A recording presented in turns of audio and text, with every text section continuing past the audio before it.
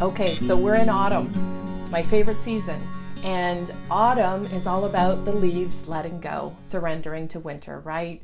And so I thought it would be really fun to talk about what it is to let go and all the different ways we can let go. And when we do, what that gives us, what new opportunities that gives us to see life in a different way, to come to our own peace of mind in a new way. So one of the best ways I thought I would introduce this whole idea is through a story that I heard from one of my friends who posted it. Thank you, Mandy. And it's a lovely little story, and I wanted to read it to you so that I get it right. So once again, I need my glasses. So here we go. A lovely little boy was holding 2 apples with both hands. His mother came in and softly asked her little boy with a smile, "Hey, honey, could you give your mom one of those 2 apples?" The boy looked up at his mom, and for some seconds he hesitated, and then suddenly he took a quick bite of one apple and then quickly a bite of the other apple. The mom tried hard not to reveal her disappointment. Then the little boy handed one of his bitten apples to his mom and said, "Here you go, Mom. This one is the sweeter one." Now, I love that story because, like all great stories, you think it's going one way and then it goes another way. So it kind of catches us with a surprise. And the surprise was we got caught up, as did the mom in the story, we got caught with our own assumptions. We had an assumption going in as we were listening to the story that, oh gosh, the kid, he took a bite of both apples because he didn't want to share with his mom.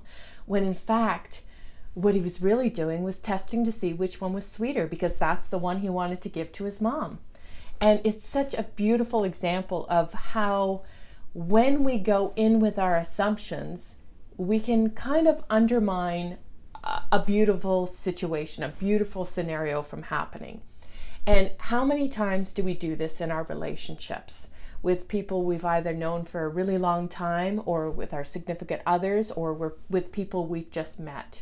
We often, because our brain likes to, have certainty about certain things, it likes to predict things, and it goes by patterns with everything, and it makes, connections with everything you've experienced in the past. Your brain likes to have everything in sort of a package, and so it paints a brush on certain people, everybody, gauging, okay, what this person is like, what that person is like. Oh, you're in a relationship with this person, so this is how this kind of conversation goes with this person. So it's very predictive. It's the brain's basically trying to help you out in situations and save time and save energy. However, it's quite often wrong. It's just doing its best guesses. But in its attempt to give you best guesses and to save energy for itself, it often undermines a relationship. So how often do you go into a conversation with your significant other, for example, already having an idea of how that person is going to respond to you? So you've already predicted what's going to happen in your mind, and you're already maneuvering around that prediction.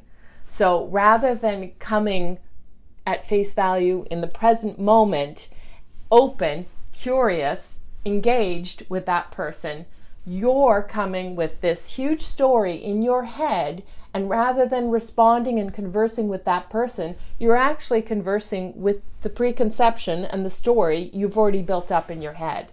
So not really a fair fight, is it?